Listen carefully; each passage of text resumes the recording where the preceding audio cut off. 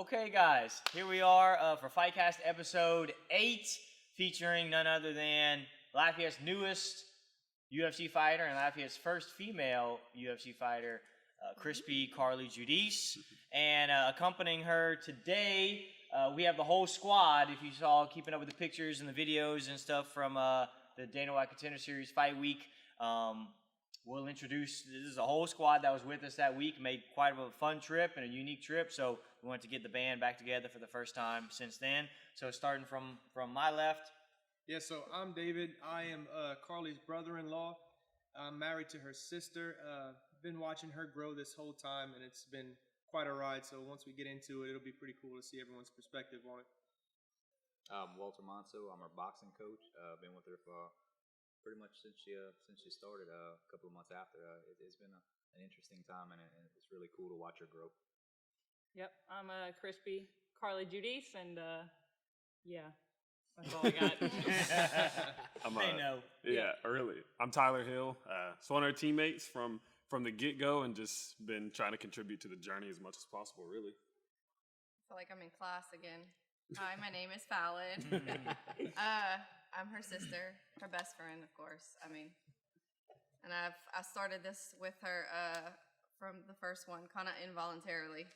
Got put on the team, and it's been interesting and fun, exciting, and terrifying at the same time. Good. All of those things. We look forward to hearing all of it. So it all happened. Now we're a week and a half away from the fight. We lost a split decision. We'll delve into the fight, unpack it as it happens. But the results are, everybody knows what happened. We lost a split decision. But at the end of the day, we wanted to go get in a great fight and wanted to go get a UFC contract, and we did that. So yeah. Carli got impressed the boss man enough to warrant a personal visit. And we got the UFC contract, so that changed our demeanor on the whole thing. But so it all started off 10 days before the fight, the Saturday before the Tuesday, like the Saturday before 10 days before the Tuesday, right? So we get the phone call that somebody had gotten injured. Rachmanov's sister had gotten injured for a fight, and Chris reached out to our manager at Sucker Punch, had reached out and basically asked if Carli would be interested or ready. And I thought we were ready right away. I know you got a call too, Walt, and let's just unpack that part. So I got a call from Brian, or a text from Chris. You got a call from Chris. When were you informed of was it? Well, he called me, and then you called him. So maybe you had missed a call, or you were on the phone with Brian. Calls, yep. So right whenever I was like, well, I got to go call Coach, you were calling him back. And then I just waited for like 5 minutes, and you called me, and you were like, I think we do it. And I'm like, all right, good. I was thinking that too. I was like, so I'm glad we're on the same page. Yeah. And I tried to call you. You were in the middle of a nap. So I was just like. Solid nap. Yeah. And then I called T. Hill, and it was just, calling everyone. And once we got it finalized, I'm sure I tried to call Fallon. She didn't answer. David answered. I told David to keep it a secret till Fallon woke up. Because Fallon's a nurse. She works nights. She wasn't going to wake up for a long time. So I was just sitting there like waiting to tell Fallon.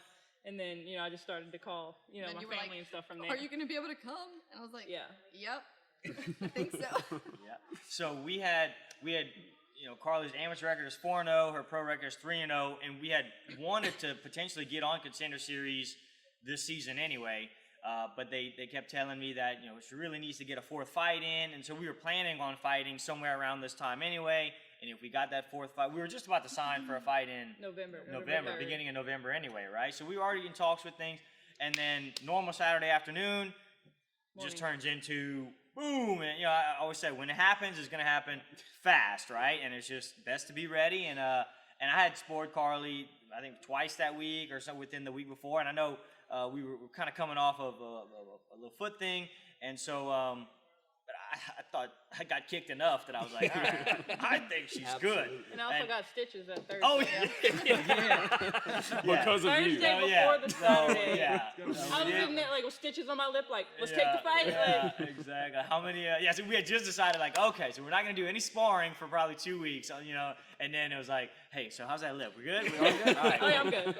So, that was the Thursday before the Saturday. 3 stitches that night, 4 stitches, something like that. Yeah. But a flesh wound. And so, so whenever we get the opportunity, as would have it, we were dealing with a foot injury, which comes out later on, and then a few stitches from the Thursday before. Nonetheless, Brian was like, "Hey, what do you know? Is she ready? Obviously, it's a short notice thing. Can she make the weight?" And I knew you were pretty low already. We had just had a fitness challenge thing that kind of kept you super active, or watching that a little bit, and it just all happened to where I said, well, let's get Carli on the line, and we can all just, because you're calling so Brian, I, and Carli called, and I was like, I think you're good for it, but you got to pull the trigger, and you got to tell the man you want to do this thing and fight for the UFC, and then you made the call, and then it just was a whirlwind from there. They set you up medicals for the next week, right? But then it was what, calling, waiting on people to wake up, waiting on everybody to get off work, and so we trained Saturday, we trained Sunday, and then it was just lining up your medicals. It was all lined up in Lafayette, right? Like Monday through Thursday, then we fly to Vegas, and I was like, okay, Friday, we'll get there Friday or Saturday, and then they turn around and say, well, we're going to fly you out on Tuesday. Because they had a media day on the Wednesday. Yeah. It was a few days from Saturday to Tuesday. We found out the Monday that we were flying out, so I had to call Walt. And I called Walt because, he was the first one I called because he is very much like, let's go. Let's drop it. Let's drop everything. I called him and was like, can you do this? Because I wanted to, before I called you and make sure it was okay, I wanted to be like, I got someone to come with me. Kind of like, before you say no, hold on. I called T Hill to let him know. So Walt came up with me the first day. So he was there with me all week, and then everybody started to trickle in, as soon as they could, drop everything and get there. So everybody dropping everything to make it happen for me meant a lot to me. So Walt, you were there Tuesday. Y'all were there on Tuesday. You flew out Tuesday morning, right? So you had really like one day essentially to be like, all right, let me pack and find my mouthpiece and everything, and and let's go. So y'all were there Tuesday. Travel day was Tuesday. You get into Las Vegas and just shake out a little bit in the parking lot. Yeah, we worked that outside. We worked out outside in the parking lot. Wednesday, Hill, you get out there. And y'all were still, because I wasn't out there yet until Thursday, so I'm still getting filled in on some parts. So Tuesday, did they pick you up in the rose gold limo, or Well, he had a black suit, and from the airport, he had a black suit, and we got in a black car. Yeah. Okay. They do treat you right at the airport. You feel like you made it when she you had a get little there. sign with her name and stuff. Yeah, holding it like that. Smiling. It was nice. She got the treatment. So Tuesday night, y'all did a parking lot workout. Yeah. So we made it, but we still working on parking lot. It happens. Do what you got to do. Do what you got to do. Wednesday, you get there around lunchtime. Yeah, I got in at like 11. All right, and y'all still doing a shakeout in the parking lot, or how? So that was media day. Because we're at 142. Right. We started right, and so we 142. really had to game plan how we're gonna land the plane at 126 is the weight class. So what were you on Tuesday? Tuesday, I don't know when I first checked my weight. 41, 42. Yeah, I wasn't. 42. It wasn't that much. It was like 41 probably. But we're pumping water. Yeah. Like 2 gallons. I was doing like a gallon and a half to 2 gallons. Okay. You know. You get there Wednesday. It's media and medicals, so they're shuttling you around to what did y'all do? I missed that whole part. Day. I saw you went to the Apex, Yeah. which had I been at that part, maybe I wouldn't gotten lost and walked all out with the other team, after the fight. So that part, not my first fight, but I hadn't been to the Apex before. So y'all do a workout at the Apex, and they video you, but then they're shuttling you around for CAT scans and all the MRIs. They and stuff knocked all like that that out too. the morning from like I think they got us out like 7 o'clock. Early, And then, I mean, the driver was on point with everything by 11:30. Everything was done. They dropped us off for noon. And she was able to relax for a little while before. And then that night, we trained at remember we were sitting outside where everybody smoked cigarettes, like the little, so I moved all the little park area. benches. I moved all the park benches to where we had a flat area. Hey, but it was nice. I like to be outside. I like to work out, outside. I like fresh air. So, it was fresh air if there was no one smoking a cigarette. Fresh secondhand smoke. Yeah. It was a little awkward here and there though, because people would stop and just staring. just like hard stare, and it's like, yo, you with her? You with the other girl or something? I know. And I was worried. She was like looking out the window, like looking down, watching me train when I was outside. I was like, Well, fortunately, she probably didn't get in until Saturday, right? So the reason why it was parking lot workouts because the Contender Series, you fight on Tuesday, and everybody flies in pretty much on a Saturday. But she had medicals and media and everything rushed. Normally, everybody else did it like 8 weeks out, right? And you had to do it right before. So that's why it extended the trip. But did y'all get into like Extreme Couture or any of the That was other? Thursday. Yeah, That was Thursday. Thursday, yeah. Okay. So Wednesday was parking lot. Thursday was Extreme Couture. How was that? It was nice. Yeah, it was really nice. We went upstairs to they had like a private room, and we got a whole mat to ourselves. We got to work on striking, and they had a wall, so we got to do cage work and stuff like that. We got a good mix of everything. Okay. Solid work. Yep. One session there Thursday? Yes. Yeah, one session. Yeah. And then I get in like 1 a.m. Thursday/Friday. Friday morning, I reached out to Forrest because we get into technically we weren't supposed to get into the PI until Saturday, sometime like that. But we got in Friday, and then to me that part was pretty smooth, right? Once we got into the PI, no more. I was just like Forrest. We got some weight to cut. So like, can we not do this in the parking lot? Can we use the PI? And then they got us in, and the PI is nice first experience there, right? For most of the team. We used the cage, which was the size that we fought in on Saturday and Tuesday. We used the infrared, the sauna, the cold plunge, pretty much the whole Cold plunge. Cold Arctic. So. And that was Friday was a really good training session. I think we sparred a little bit. The first session. Controlled close that was our sparring. last sparring sessions. Yeah. And I needed that because I hadn't sparred in a while, and I hadn't sparred all camp the whole 10 days. So that was a good spar to finish off with, to go into the, getting closer to fight week. It's always good to finish off feeling good. Yeah. Did we do a second workout on Friday? Yeah. Back at the PI? Yeah. Yeah. We did that afternoon. That coffee at the PI is good. It is. The little lunch was good too. It was. The little cafeteria. And the sauces. Y'all Yeah. Yeah, bro robbed them of their sauce. Honestly. Walt didn't take a dry bite. No, not a one. I did though. I wasn't trying to lose any weight. I was taking all the extra nutrients. He was eating your sauce. There's no room for sauce when you gotta lose, as much weight. I mean, and you're consistently dropping a little over a pound a day. I mean, so even in the parking lot workouts, she was still sweating. Yeah. So everything she was doing was working. So the whole time, the last Wednesday, Thursday, Friday, you still, your Friday morning session was good. By Friday evening, are you starting to feel the weight cut? Yeah. How are we doing? For sure, How are y'all here? Because y'all didn't fly up till Saturday. So what's y'all's take on how everything's going? So our take is, man, we messed up. We need to book an earlier flight. Yeah.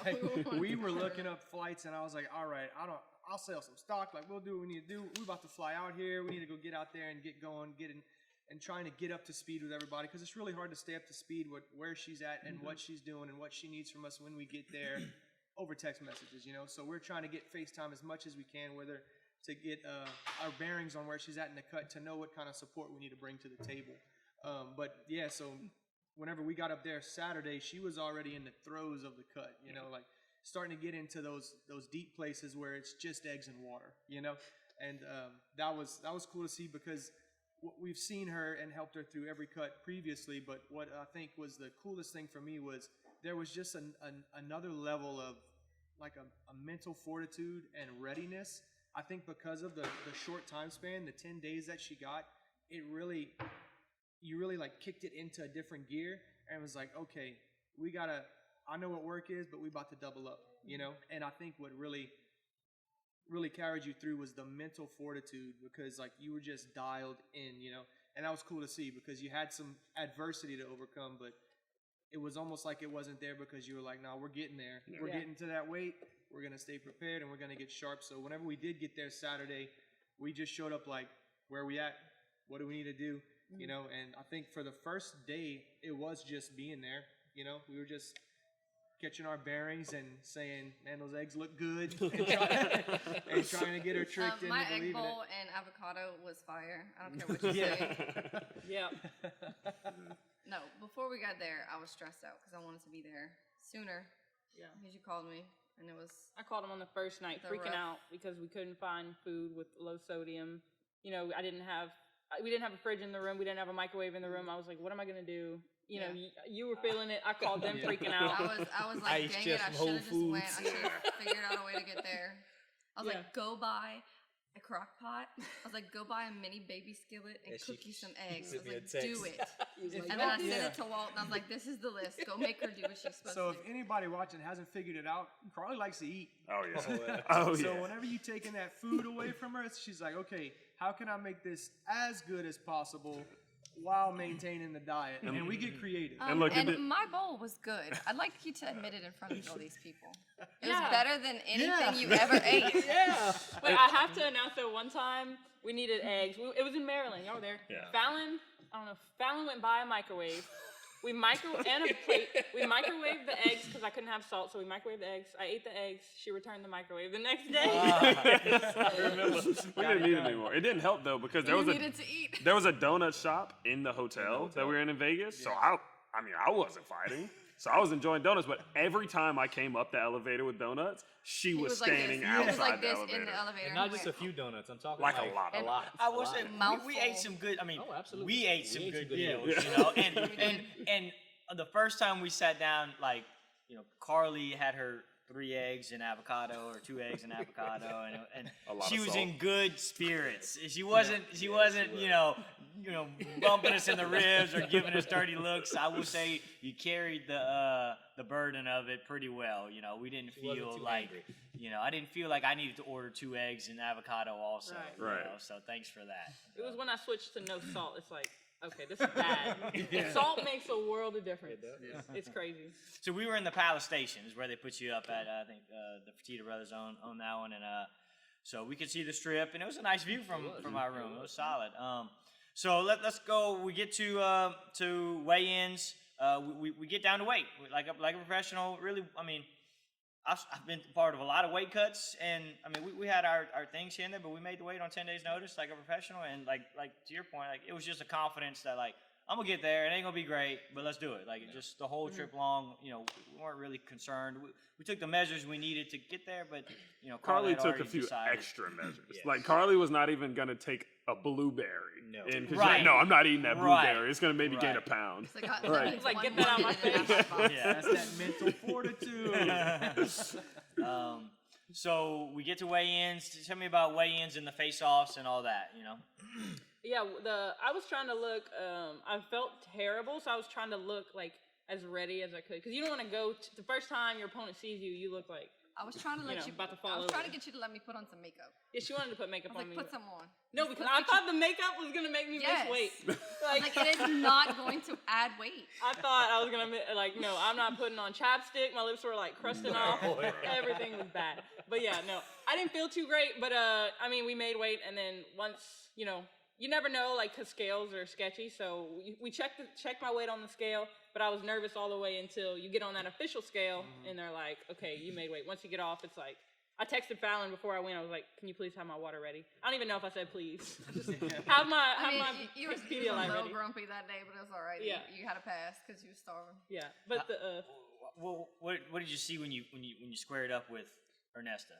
she was very serious, and I go to weigh-ins, I'm smiling. I'm happy that I'm about to get to drink water and stuff. So, or I already had drink water at that point. So she was very like stern and serious. She had a stern handshake. She was definitely there for business. Yep. Yeah, you could tell. Yeah, you Right away. You were like, she shook my hand hard. She's like, oh, I'm ready now. That's what she said. Yeah, like my shoulder, believe just she yanked did my that. shoulder out of socket, trying to shake. Yeah. So that weigh-in was Monday morning, and then we did a shakeout later that night, No, we just chilled. We shook out Tuesday morning. and then Tuesday morning we did the first shakeout. So how'd you sleep Monday night and everything? Because normally you struggle in the sleep department, right? Yeah, I slept great. It's like I usually not sleeping too well because I'm like thinking so much about the fight, and I wasn't doing that this time around. I don't know why I wasn't, but if I woke up in the middle of the night, I wasn't struggling to go back to sleep because I wasn't stressing about the fight. So that was like gave me a lot of confidence. The fact that There's I wasn't something about stressing. when you make weight, though, your mind just completely empties. Yeah. For you. Yeah, because it's one of the big barriers that I Yeah. get through, and then I have another one, which is the fight. But And you stress about weight cut. You've never missed weight or Yeah. even really got close to missing weight. But boy, does she stress about missing weight. well, this one's a big one because when you sign, especially for this, like when you sign that contract, you say, yes, I'm going to be ready. Yes, I'm in shape, and yes, I'm going to make weight. Yeah. So I didn't have an option, and you never really have an option. It's like, and especially on Contender Series, you're trying out for the UFC, so the matchmakers, I know they kind of make a big point of it. Like, if you don't even make weight, you're like, we kind of just like, yeah. because you understand they're gonna set a precedence that it's like, oh, making weight's not a big deal, so they kind of have to go hard on you. So if we would have missed weight by even a half a pound or something, the chances of us getting signed, even with the performance you had, probably would have just closed the door on that. So it's like, you really, in the UFC, you disqualify yourself for a bonus, if you get there. But in Contender Series, they've the only one time that I saw a guy, that Jake Hadley guy, miss weight, but they were so the matchmakers were upset at Dana for signing him, but Dana was so high on him that they did that, and so it was to check that box, on 10 days notice is like, I think that's another great reason why Dana got up out of his chair and walked to you right afterwards, and made a big deal about it because it's a tough thing to do for anybody in a week camp. People still miss weight, but to do it on 10 days is a big deal.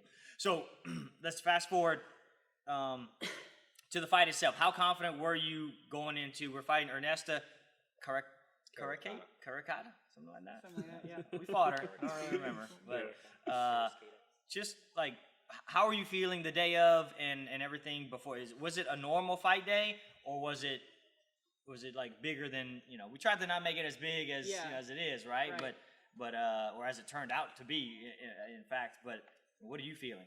Yeah, I tried and what is she saying, everybody? I knew like how big it was in the back of my mind, but I had to try to keep it small. I've been telling everyone, like, it's huge, and I felt like it was huge the whole week. And I had a few days, like when I first found out about the fight, how big it was. But I knew I had to switch my brain to like, I'm meant to be here. Everything in my life has led up to this moment, and I'm good enough. I'm good enough to not have to be nervous. Like, I can be confident and I can go. Like, I don't have to freak out, and I'm ready for this moment, so I don't have to be nervous. So anytime like my brain would start to tell me otherwise, I just have to switch back to like, I'm ready for this. I'm made for this. It's also, like Dave is a hype man. For so sure. He literally doesn't stop. That is one of the closest parts to, and for me, like our connection. For me, that is probably my biggest responsibility is to continually remind you and drive it into your head that you aren't just there by chance.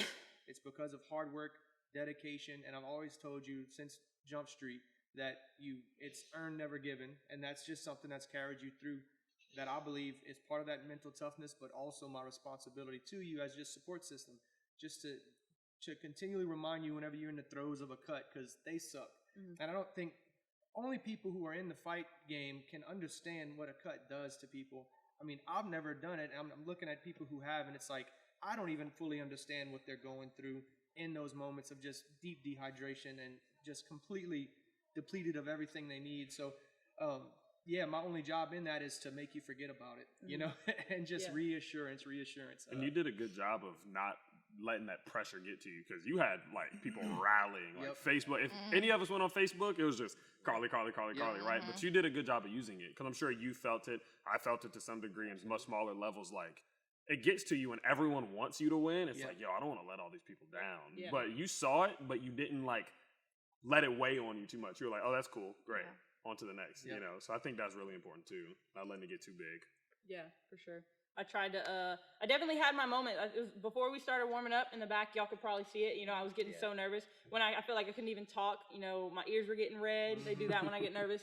But once I started warming up, and I brought it back down to like, because when I'm warming up, I can feel, the skill that I've worked for and like the technique. It's like, I felt that. So it calmed me down to let me know that I'm ready for this moment, So I got so nervous, I calmed back down, and then I was ready to go, then that's when we walked out, so. And when we walked through those doors, it was, everything's calm, it's dim behind it, right? And it's like, hey, in just a little bit, it's gonna happen real fast, right? So, yeah, he said that. And like, y'all, when you got up there wasn't much time between fight and like, y'all was fighting. Yeah. So, and that was, Dana said that was, potentially the greatest Contender Series, series of fights that they've had, and y'all's fight was, he said it was like Joanna and Wei Lee-esque, right? So it's like, from the start to the end, it was just back and forth combos. So as like the coaching wise, let's kind of break apart what we thought was going to happen versus what happened, and while you're in there and piece all that stuff together. So beforehand, we knew this girl was long on us. She had a right hand, not exactly a straight right, but a right hand on her, and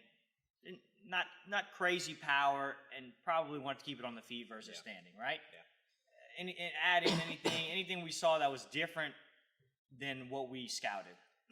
Her volume. I mean, her aggressiveness in this fight was more than any other fight, than right? we had looked. I mean, and I'm talking, I look back as far as you could possibly look. I mean, to her first fight, and I'm like, there's no way this girl's gonna be able to hold, with the volume that Carli brings. And then they go pick a pack, and they don't stop. I'm like, okay. But her coach had said even after the fact that the game plan, they knew that she had just 10 days, so they were trying to just overwhelm her. And he said that. The thing that surprised me was they kept sending her at her. Yeah, well, her ability, because I took some punches from Carli on the warm up, and I'm like, oh my God, this is solid. Can you put on some bigger gloves, man? I'm dying right here. The jab was money. I mean, it was hitting flush. So it's like I don't think a girl's gonna take these punches, And I mean, she wore them like we see when she got hit, but she didn't go down. She did stumble early in the fight, and I think that caught her off guard to where she had to oh my God, all right, I gotta prepare myself for some. She has a chin on her. I'll give her that. She's tough. But at first, you stumbled her with something, a cross hook combo or something like that early on, and I think it really woke her up and got some respect.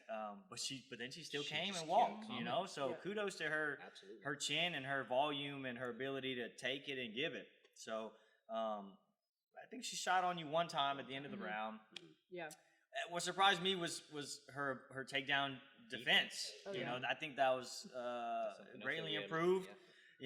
Ultimately we were trying to get it. That was part of the game plan to get it down. At least at some point, and maybe see, because I thought the gap would be when we got on top, we would really showcase a gap there. But she did a great job, and it was a smaller cage, so you can't really run it. Run these takedowns. But when you grappled with it, when you held on to her, how was that? Yeah, she felt strong, and I couldn't get around that leg. She had good, balance, or whatever you call it, agility to not let me get behind that leg and do the takedown.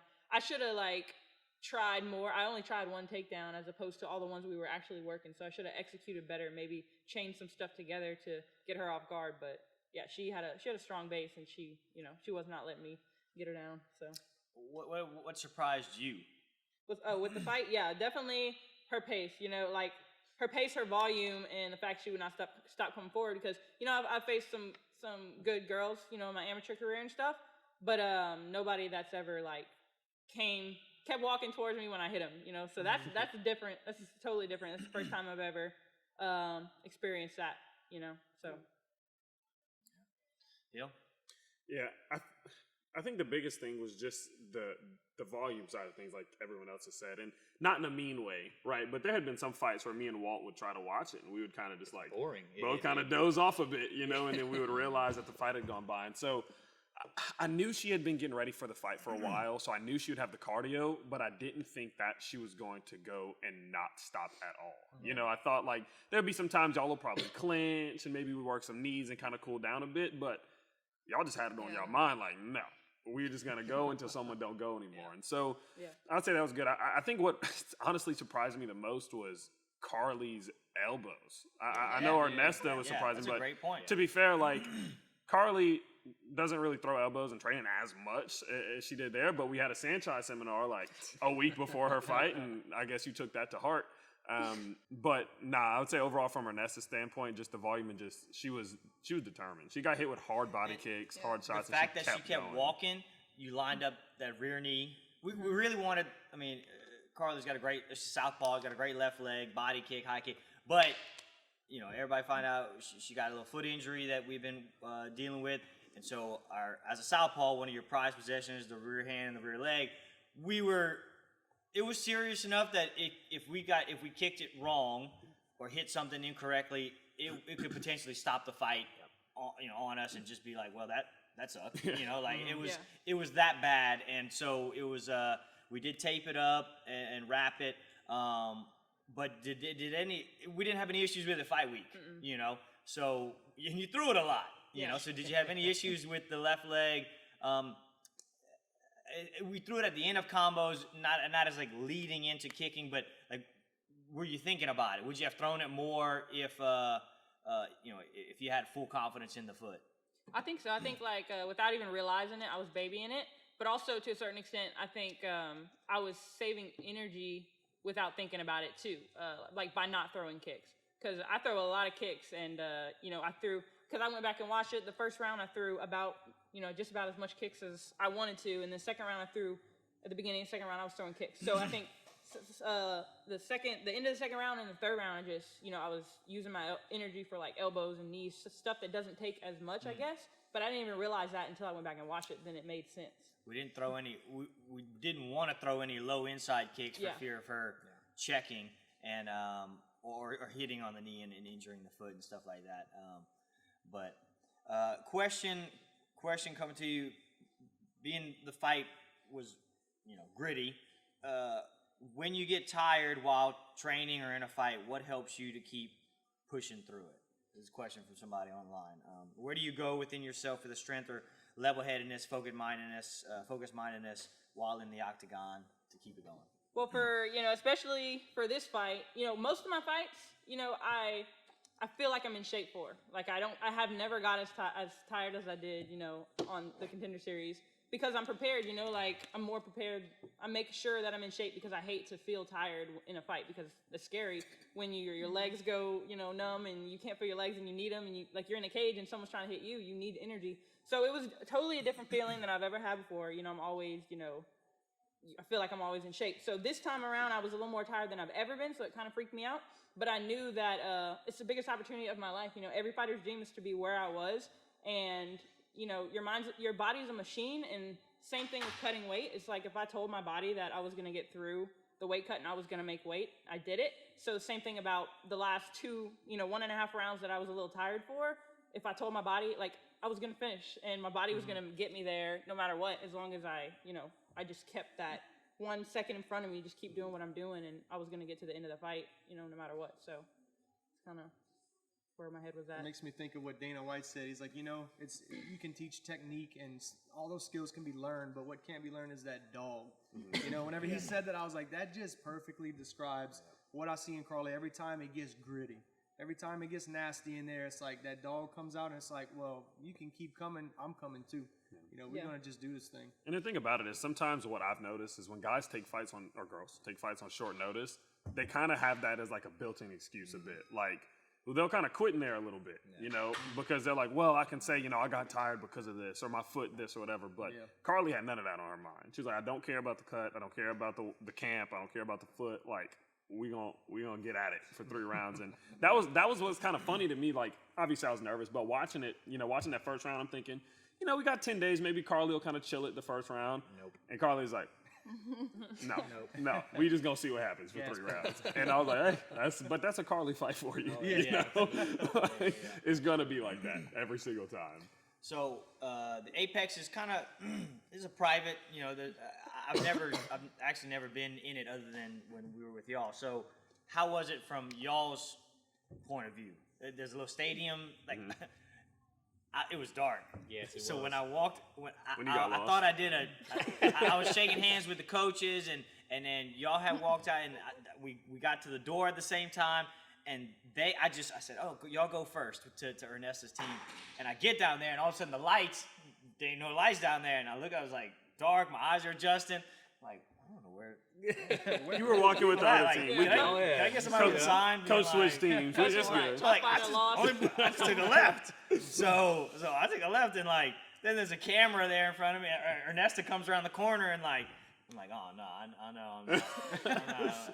As soon as I can take a left, get around the house, I just dipped out of this frame, and then I go ask somebody, all right, can you take me to the corner, guys? And then they take me, and I'm in Ernesta's locker room. I was like, The other corner. like I'm not trying to make a big deal. Just point me in the other way, you know. So I walk all the way over there. In which time I passed up Dana coming out from the curtain. So y'all must have seen him going in. And tell me how that was, you in the back and stuff. Did they have a camera crew back there? What did he tell you? Yeah, the camera crew they followed. I had just lost, and it was the worst feeling ever. It was so bad. So I'm gonna let him say. You're gonna say what Dana said because I listened, but I also was like crying. The doctor was checking me out. I had this bump on my head, and then I have like she was trying to hold it together. Dana she's White. Sitting there, and she's like this, and she's got tears in her eyes, and Dana walks in, and he just looks at her and goes, "Wow," and she does. I didn't even And realize. she didn't say anything. She just kind of looked at him, and he was like, "Wow, that was amazing. I'm thrilled to watch, and he was excited on what she did, and he was like, "You're not going anywhere. I'm gonna make sure you get, your win money. You get this, you get that. But wow." And he walks to the door. He slaps me on the back. He shakes her hand again. Turns back around. And he just wow. And like it kind of gives you like a sense of like, okay, what did he mean by that? You know, what did he mean by that? Yeah, like, really. We're not going anywhere. Like we Yeah. can stay. We gotta leave, and then we leave. And so your shuttle's outside, by the way, Brian's texting me, like, man, I'm talking to Mick, and these guys, all the matchmakers, they're hyped up on you. Like, don't worry, you're not going anywhere. And it's like that was like a coined term, and it's like, okay, cool, y'all follow us, and it's like, all right, Here's the bus. we're on the wait. Is this the loser shuttle? Yeah. I thought we weren't going, and then they just drive off, and it's like, Okay. I thought we wasn't going, but And we're sitting we there going back to the. just waiting for Uber for like an hour. And it was a somber. Yeah. So it was before, like one of those movies, like when the rain and you're just crying. And you drive off, and I'm just like, oh my god. so when we were in the cage and they're reading the scorecards, what's there? What's it? Are y'all sitting by Ernesto? So Like, there's a they family were, section. Yeah, right? so we were Right sitting there. right here, and 4 seats down, Yep. her dad, uncle, one of the two, is like right next to me. So the whole fight, I'm screaming, Yep. and he's screaming, Y'all and we laughing at each eventually other? we're screaming like right here from each other. So when Carli does something good, I scream. When he does something good, when she does something good, he screams. And at the end of the fight, we look at each other and we just give each other a hug. Yeah. I'm like, whew, we made it, bro. That was a scrub. But, and then afterwards, we like as soon as they were making the announcements, we were all just like this. He and I weren't saying nothing. Nobody was saying anything. And then it was a split, and then obviously it went how it went. But it was weird. I'm like, that was like bad planning. Like Yeah. 4 seats away Put them from right each other. next to is each other? crazy. Yeah. Got to give you some props too, Tyler. Whenever, so we were walking down, like, all right, I guess we're walking out because we knew that once that whole process goes through, you get checked out, then it's to the shuttle and out, and we knew we had to go too. So we come down the stairs and they held us up, and we were like, Oh, yeah. why won't they let us pass? Well, here comes Dana White with his escort, and they're going back to talk to Carli, and got to give Tyler his props. He's like, Dana, watch Crispy. Yeah. She's a star. She's a superstar. And he was like, he turned to her and he said, wow, dude. And I was like, oh, he got acknowledged. So that means something. We're on the right track here. Yeah. So we all had a little bit of hope about what was happening and what was going on. But there was also that side of like, but when and how, Yeah. and what will it look like for Carli, But that whole time I was like thinking, like, yeah, T, Yeah. shout him out, man, shout her out. It was cool. So The we. Apex was odd to be in that setting because it was really quiet. So somebody asked that. Really Somebody asked, quiet. what was it It like was so fighting weird. in an arena?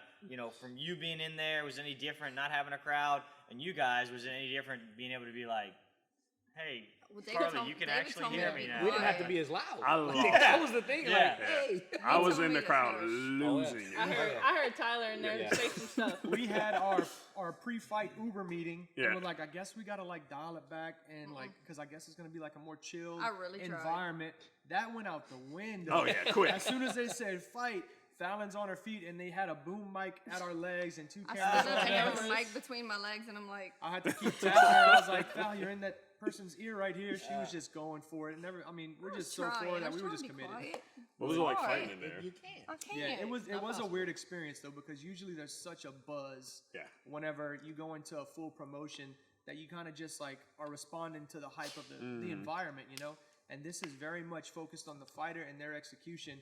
But man, whenever you get the go, it's Yeah. just in us. It's just built in us to just let it out. But Yeah, it was definitely I could hear, you know, my coaches, I could hear you, but like your voice, I mean, you coach me in practice too, so your voice sticks out to me just as well as theirs does, you know. So it was loud. yeah, So that's a fight that if there was 10,000 people in that arena, 10,000 people are on their feet screaming, Yeah, hollering, and then she probably wouldn't have heard us at all. You know, Heard us at all.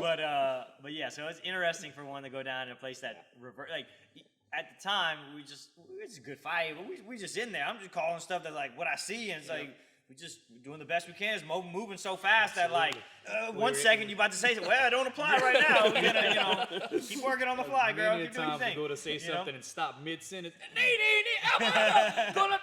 Yeah. It just, I mean, it was changing so quickly, you know? Yeah. And the girl So- just didn't stop coming forward. So the immediate response whenever it was close, right? At the Yeah. end, like split decision. So it doesn't get any closer than that, right? Whenever they announce Ernesta's name, you know what goes through everybody's heads. Well, before we get out the fight, can I just say, and you could correct me if I'm wrong, I got a takedown, not her. Yeah. We worked Yeah, that. you did. Am I wrong? No, did. you're 100% right. She hit her knees on the ground for several seconds. Right. I don't know if that's a takedown or not. So I don't even know if I don't even know if that's considered a takedown. And I'm cool if it isn't. I'm just confused why they gave her a complete takedown. Right. If yours wasn't a takedown, hers shouldn't have been a takedown. That leg catch. Oh, Yeah, that was the a leg leg catch. catch. Yeah, that the fell leg back. Yeah, it was a leg catch. Yeah. Oh, okay. Yeah. All right. Okay, we can go back It was to that weird now. though. Yeah. It was weird. I was just Got to confused. That was but surely you a takedown. instantly No, got I know a up. couple things about takedowns here, right? But sometimes, you know, it didn't work out. But so yeah, I don't know why she got a takedown and you didn't. To answer that question. All right. So what was that feeling? after? Like you could see the score? Mm-mm. Like what you got points for and stuff? Later on, Okay. once they showed the stats, Yeah. So yeah, it broke the UFC flyweight record. significant strikes record By a lot. in a contender series fight. So 350 some odd combined strikes. yeah, that's Yeah. a record holder already. So what's going through your mind when you take your first L? I mean, that's the first one ever, right? Yeah. Well, to be honest, in the fight, I wasn't really, I can't feel or see what I'm doing. All I can feel is how many times she's hitting me. So in the fight, I'm just waiting, for it to be unanimous, and I lost, and I already accepted it. But I'm just thinking, okay, well, I didn't feel like I did good at all. I felt like I did terrible. I felt like I let everyone down. I let myself down, and it was just a bad night in the office for me. So it was heartbreaking. My first loss ever. Like I've never felt that, and for it to be the biggest opportunity of my life that I lost, it hurts so bad. So yeah, I mean, y'all could probably see it. I didn't even know how to take in all those emotions. It just hurt. So yeah, when they said it was a split, I was a little surprised. But when I went back and watched it, then I could see how it could be more of a split than a unanimous, how it felt originally. But yeah, it hurt going back to the hotel room and losing. But that's why it was weird when he announced the contract, because I had mixed emotions. I felt like I didn't do good, but I got a contract. So in my mind, it was like, what? What is going on? Thanks, Dana. She's got a complex now. We'll take the contract though. Yeah.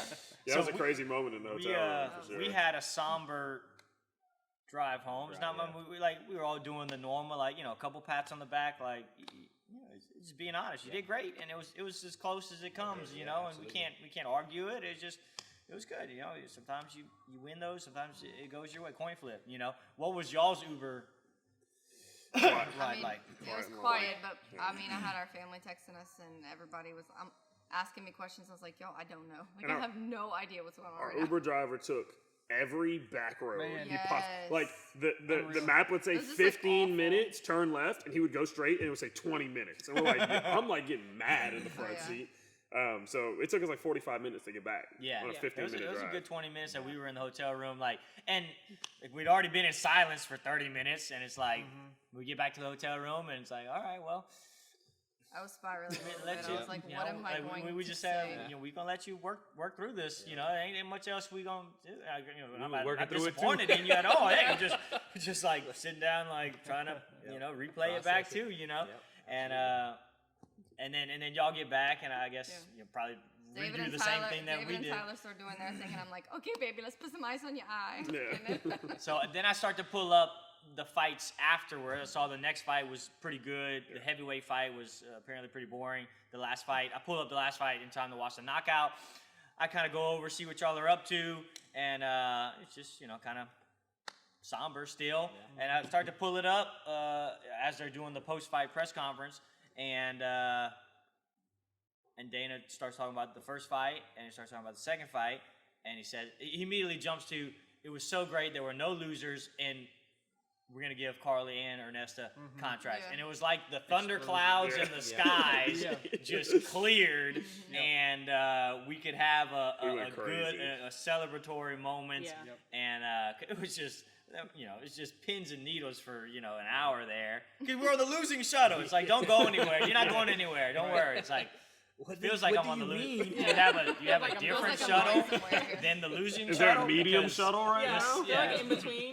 Shuttle. Because I know those guys lost. We're on the same. So anyway, There was a lot of people who were texting me and asking me, like, man, I can't believe it. It's so awesome. Like, when did she find out? They didn't understand that you found out live with the rest Same of the time, world. yeah, that part was crazy. Yeah. It could have been like, send somebody and been like, Well, Dana had even Hey. said it that he did. He was like, "Oh, I forgot to tell. I didn't even tell Yeah. Carli anything." yeah. So we found out when the rest of the world found out, and that's why it was so, I guess, was cool. exhilarating at that moment. What were you feeling? I know it was just a moment of high-fiving around, hugging, FaceTiming, 10 different people, and Brian called us, FaceTimed us, and Yeah. celebrated with us right there. But It was I was kind of numb. Like, I don't even think I said anything. I just started crying. Crying, Because crying, at that point, I crying. still hadn't watched the fight, so I was the most confused I've ever been. I was like, I just did so bad. Like, I still felt like I did. I was still in that, still in that really low point. So I was like, what just happened? But, obviously, so happy. Like, that's every fighter's dream. And, I just accomplished it after, ever since I started, this is what I've been working towards. And, so right away I didn't have too many emotions. I was just like, this is crazy. And, but everything started to calm down, and it was just more awesome to every minute that went by. It's like, wow, I'm a UFC fighter now, Then you so- immediately wanted to go get food. Yes. Yeah, food. Yeah. It was like, oh, let's go get pizza and donuts. Pizza and I'm like, donuts. Okay, Yeah. cool.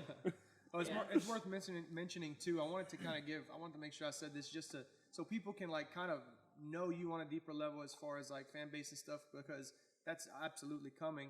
But just to talk about the character of during the loss, before you knew you had a contract, you were taking it well, and you were like, all right, not taking anything from it. That was a loss, and like, all right, we're gonna learn, we're gonna move forward, we're gonna figure this out. There was still that level of, okay, but what's next? I'm gonna move forward from this, and you were processing, sure, and there was all that regret and wish I would have and I could have and yada yada. But then you ended that. Every time we ended those little short conversations we were having, it was, but I can't take nothing from that. That was a loss, and I'm gonna be better because of it. And I think that just speaks to character. It wasn't like they were wrong, the judges this and that and yada yada yada. It was, all right, that's mine. Let's move forward. And we about to buckle up, Buttercup. And you also didn't. There was no like, I shouldn't have took it on 10 days, or my Yeah, foot none of was that. this No and nothing. regret. She was literally just like, No excuses. I lost. Yeah. huh, Yeah. dang. That's But it goes to different. show, she holds herself to a high standard. Because for you to be sitting in the room like, that was my worst, like absolute worst, this, that. People are watching like, that was a fantastic fight. Yeah. You just expect excellence from yourself, and you didn't go to any of those built-in excuses. And that tells me you went into it without built-in excuses. You didn't have any of that on your mind, because the moment you lost, you weren't like, oh, my foot was broken. You know what I mean? It was like, huh, well, that sucks. Yeah. You know? Bad. Well, I've been like, ever since I started, I was preparing for that moment, and like, I'm not really when I'm training. I'm not training for a fight. I'm training to be in the UFC and to be one of the best. So like, that's why I think we were ready for this, because that's what I'm just training for the UFC. Like, I was kind of getting ready for November 3rd. Like weight wise, it's always like you got to get your weight down at a perfect time. But skill wise, I'm always trying to be in the gym and always striving for that night. I'm striving to be in the UFC. Yeah. So that's why I feel like, I didn't have excuses, because I've been in fight camp for the UFC since I started. So I didn't really have an excuse, I couldn't say that I wasn't in camp. Like, I should have been. Every time I'm in the gym, it's always like, I'm trying to get ready for that fight. So That's that love of competition that drives you, because like you said, it's not about the fight. It's about becoming better continuously so that you can be at the top of your game, and you can be at eventually the top of your bracket, and I think that's coming for you because of that. And you can always rely on the fact, like, Carli will absolutely always fight up to the occasion. And that's one of the things, like, I was confident going in. It's like, I don't care how not, say, she doesn't have a long camp. If she's fighting the best person in the world, she's going to look like the best person in the world. You know, it doesn't matter who she fights. So there was also confidence there, you know. Okay. So you were a competitive softball player for, you did that since you were a kid? Yeah. Okay. Yeah, like 5 years oldish. And then 3 years ago, you came in. You had already decided you weren't going to continue softball. Is there a reason why softball, stopped, or you fell out of the passion for it, or? No, I don't know. I did it for so long, and also like I had great coaches, but I also had coaches that were very tough on me, and I was even going to comment on that. It's like tough on coaches, and not to. My father was hard on me, just like any father that's hard on you that tries to coach you. So, and I don't really learn that way. Like, I don't learn by yelling. You learn by like being told that I'm not, doing good. Like I thrive off of very like calm and like encouragement and stuff like that. So, Because you're hard enough on yourself. yeah. So more of that story, I kind of grew up with coaches like that, and I was hard on myself and, stuff like that. So going into a brand new field, it's like, it's a fresh start. I have great coaches that are, you're very calm with me in the cage and very much words of encouragement and stuff like that. So, I just got a fresh start, I think. I don't even know if I'm still on your same answer. Yeah. Well, the next question that ties into that was, and how has, I guess it's a two-part question. Softball's a team sport. Yep. Martial arts is a team sport. We see that here, but then you compete and the wins and the losses go on, you. So how is that, is that any different from being a team versus a individual sport, you could say?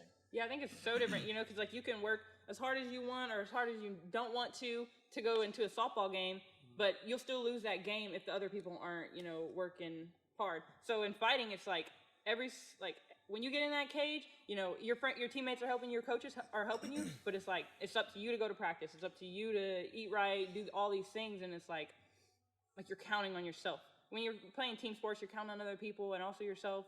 But like, you're literally counting on yourself that night when you're in the cage. And so I just have to make sure, I'm more conscious like of making sure I'm ready, because you can go into a softball game knowing you're ready, but if like your team isn't ready and everything isn't like perfect, y'all won't win the game.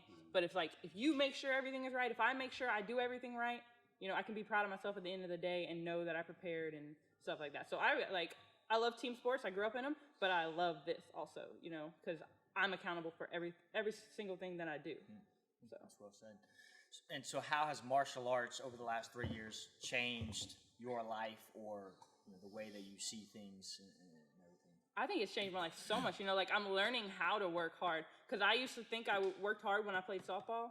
I did not at all. Compared to now, my dad had to force me to go to practice. He had to ask me if I wanted to go hit balls. Everything I do now is on my own, and knowing that it's the only way to get to where I want to be is to work. It's like I have to put in the work. I have to do these things, and so it's changed my life. It's taught me how to work hard. It taught me what hard work looks like.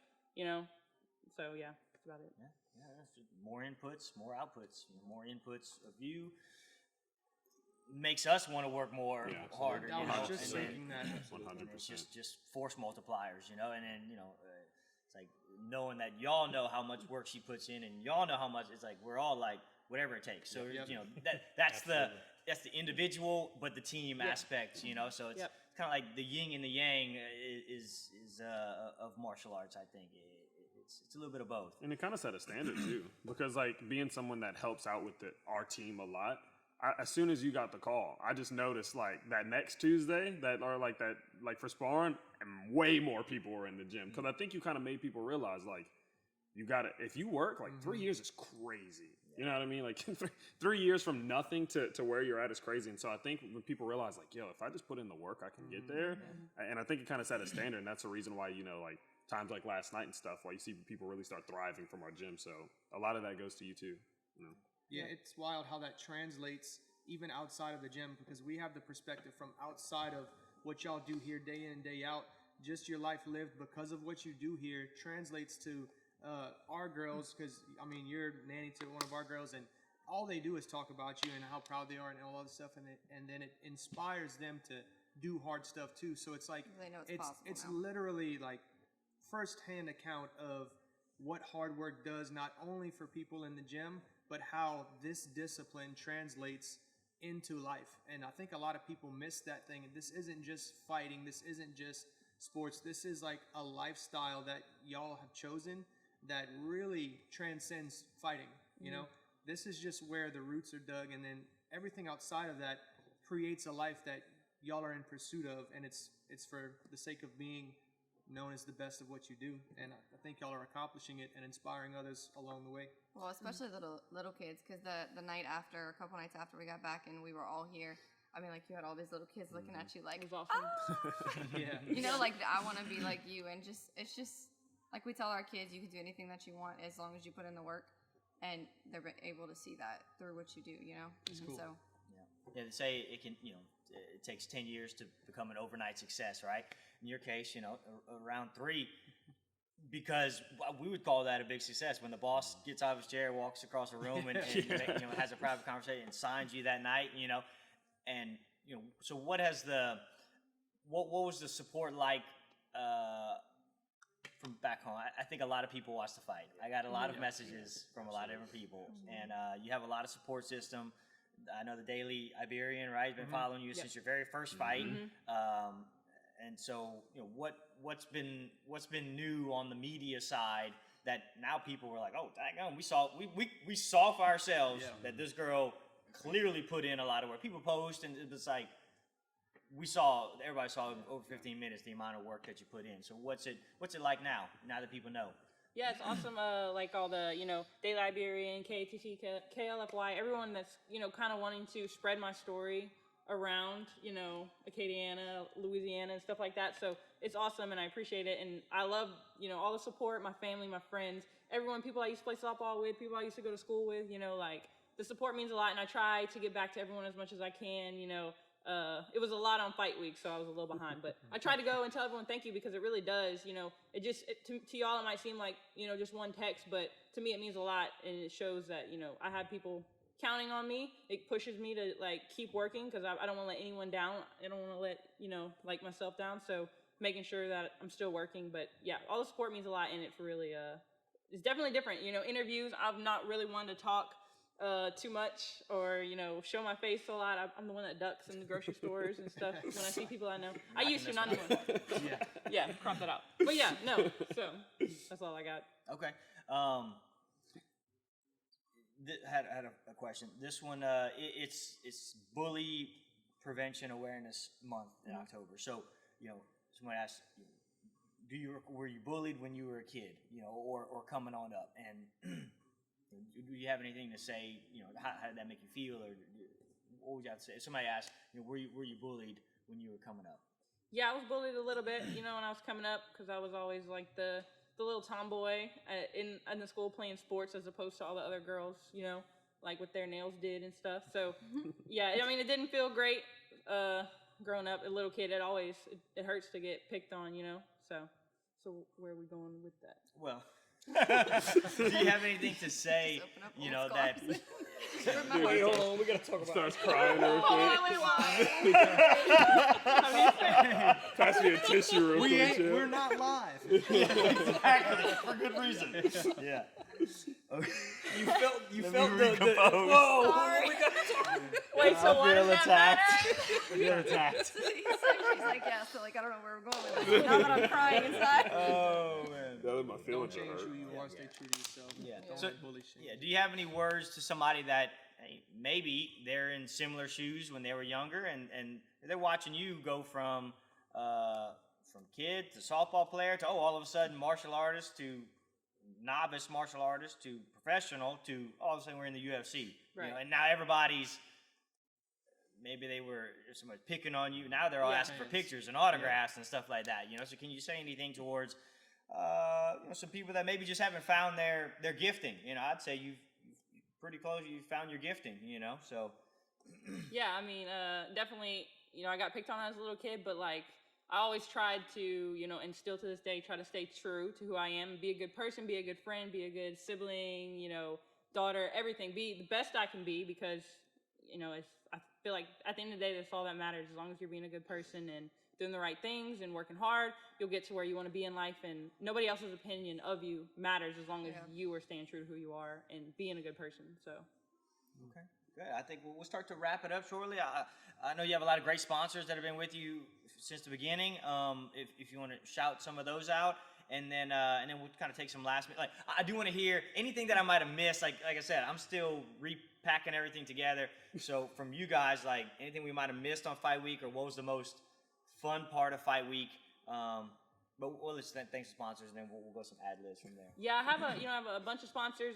This fight was a little short notice, so I had to head out, and I didn't have time to get all the sponsors together. I had Granddaddy Smokehouse for this fight. I had Brims, AC and Heating, Majors Manufacturer Supply, Ignite Fitness, and am I missing one? I think that's it. And Dino's all the time. Dino's been with me since the beginning.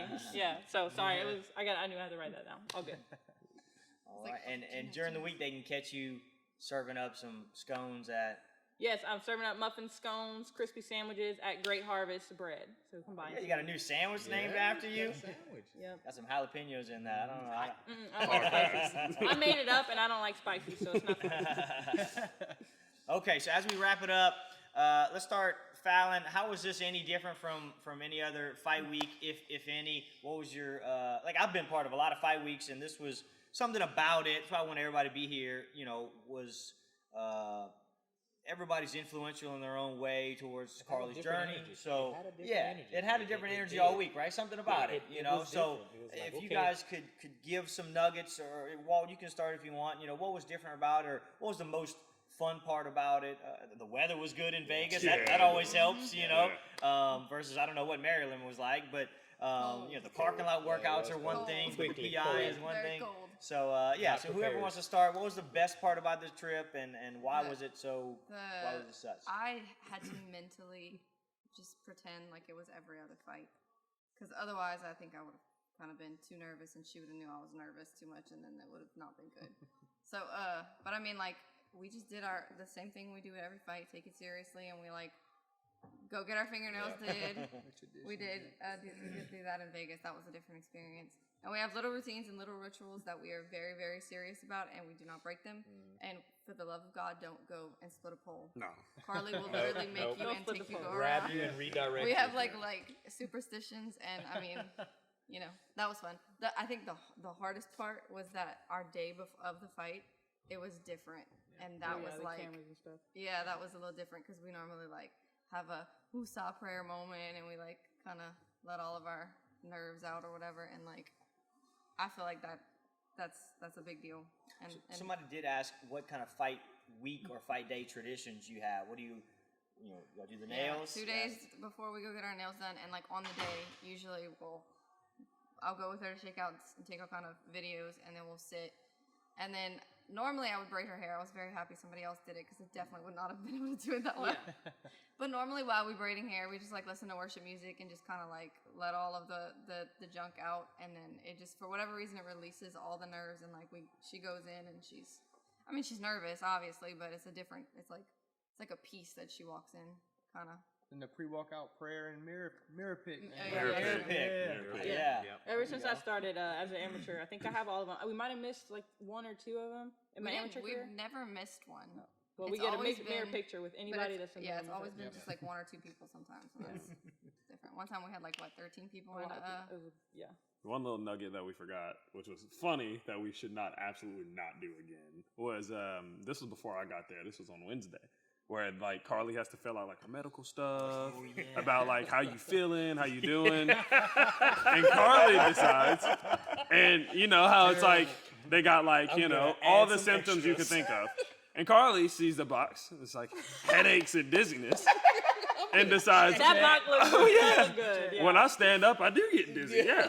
So because of that, while we're at Extreme Couture, our management team calls and they're like, "Hey, you have to do a follow-up neck, spine, and brain scan because you marked that you have So headaches and dizziness. you left all that out when telling us about that And you situation. can't eat or drink anything No. for this many hours. Yeah, if she's 4 in hours. the middle of a training session, Yeah. dumping sweat, looking at her gallon of water. She Like, tells us that, I think one of my other scans came back abnormal, so That's what they I'll told have me. to go to another one. Yeah, It's yeah. not, it's because you picked the box. Right. Yeah. So next time, Next you know, time, nothing. No just keep it to symptoms. I am yourself. great. Right. I am amazing. Like, oh, red flag. You should.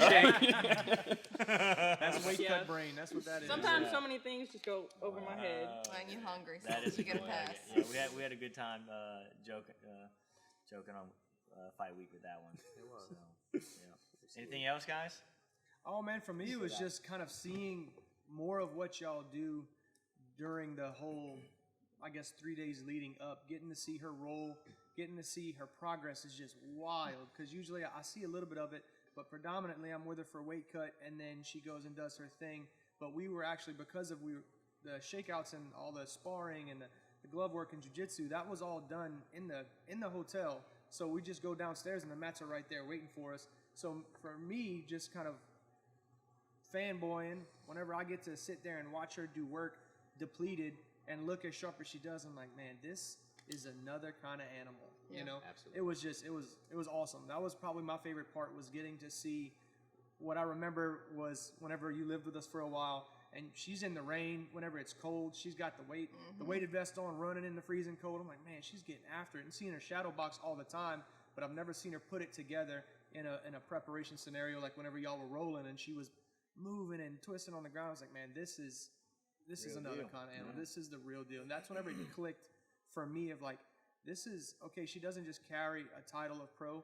She is a professional at her craft. Like, she has developed skills that really blew me away. And that, like, for some reason just drove into my brain. And that was my favorite part of the whole thing. The fight was awesome. The Krispy Kreme trip was fire. Let's go into know? that. Yeah, so we got pizza that night. Yeah. And which was good. I didn't know they had that many different types of pizzas. Yeah. You That know? was great. Brooklyn, Chicago, all that. Hey, but you did real good this time, and you only ordered a half dozen Krispy Kremes. Yep. Instead And I gave of a few whole of them away. dozen. So we looked up the Krispy So Kreme awesome. location. We get Ubered there. We show up to the Circus. Circus Another Casino. And so we had to walk all the way through the Circus Casino to I think I seen a Krispy 12-year-old at a slot machine. Oh, 100%. At least 3.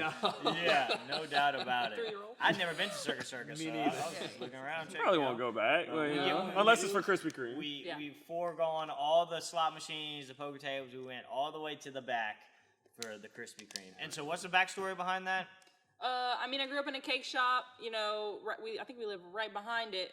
My grandma owned it, and we were always in there, you know, helping her with the customers, bagging stuff to put on the shelves. But also, if it was like 10 o'clock in the morning, I was like, "Hey, Granny, can I have some cake with some cake crumbs with some icing?" She was like, "Of course." So for breakfast, I was eating icing and cake crumbs, and I just love sweets, so donuts are my go-to. Sounds amazing. Krispy Kreme. Great childhood. I know, right? Well, this happens to be your So- favorite. So imagine 5 deep walking behind a chick with a swole up head and a black eye. Oh yeah, they were checking us out, and she was like, Yeah. Yeah. I had that look for about all week. It was even worse in the airport when we was on the plane. I was I'm just- sitting next to her and she's like, "He did it." I'm like, "I'm like, she's a fighter. She'll whip us all. Stop." she's looking at like all those signals that you can like tell people like, I couldn't even blink. help me, you know, like some, you know, like. No, Quite a that's few. great. And I'm serious. I'm talking. They would stop and just look and then look at me like, I'm like, man, I didn't do it. I promise. I swear I can't do it. A while back, I was at work. It was a different black eye I had a few years ago, and some lady, like, she like grabbed my hand. She was like, "Are you okay?" Because I had a black eye. Oh I was my like, "It's okay." gosh. Yeah. They put you in the back, packing the stuff. So anyway, there is no Krispy Kreme in Lafayette, Louisiana. No, we need one. But There used to be, I think, huh? I don't remember that, but someone there told used me to be. that. There You used should to be on own Ambassador. Yeah. It's probably That coming Krispy back now. Kreme Yeah. history going on right there. Yeah. So we need to get some drone shipments or something. There's no Krispy sure. Kreme UFC fighters. No. And that's what we need. Krispy Kreme sponsored UFC fighters. Oh, absolutely. Yeah. Sugar Sean got his sweet sweat. Yeah. Yeah. Yeah. Yeah, the official donut of the UFC, Carli Judice. You got Sweet Sweat helping you cut weight, and you got donuts doing the Yeah, exact opposite. post-fight for sure. Yeah. Post-fight Put it for back sure, on. guys. So last question, then we'll wrap it up. I think everybody wants to know what's next. You know, I have no idea yet. I still am. I would love, if something crazy, a good card comes up in December, that'd be crazy. But also, if not, January, February, March, anything, as soon as I'm ready to go. I was gonna say something about my foot, but I feel like every time I say something about my foot, I'm just outing myself.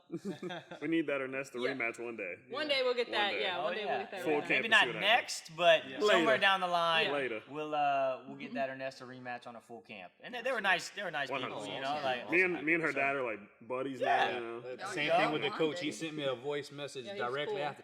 Your girl is a warrior. I cannot believe she kept coming. It was just, Same. it was Yes, it's so same. cool. Same thing with your girl. Like, I man. told her to keep coming, and she kept coming too. Yeah. It was good stuff, man. Okay. You got anything else to add, Carla Jane? Nope. I think I'm good. All right. All right. Cut. Thanks, guys, for tuning in. And it was a fun one, as was the trip. fight week, the Yeah. trip. On all to in the all, next. Oh yeah, I okay? want to thank obviously everybody at home and everybody that's watching and supporting all the time. But I want to thank these people right here. It's a team sport. I mean, it's an individual sport, but it's really not. I would not have gone alone. If Walt wouldn't have came with me the Tuesday, I wouldn't have went up early because I'm scared. It means a lot. I love my family being with me. I love my coaches being with me, and they care about me and they stop their life to come with me on a 10 days notice when they have obligations here. So that means a lot to me, and I wouldn't be where I am without all these people around me. So, and my teammates and everybody, so thank y'all, and I love y'all. Love you. Boom.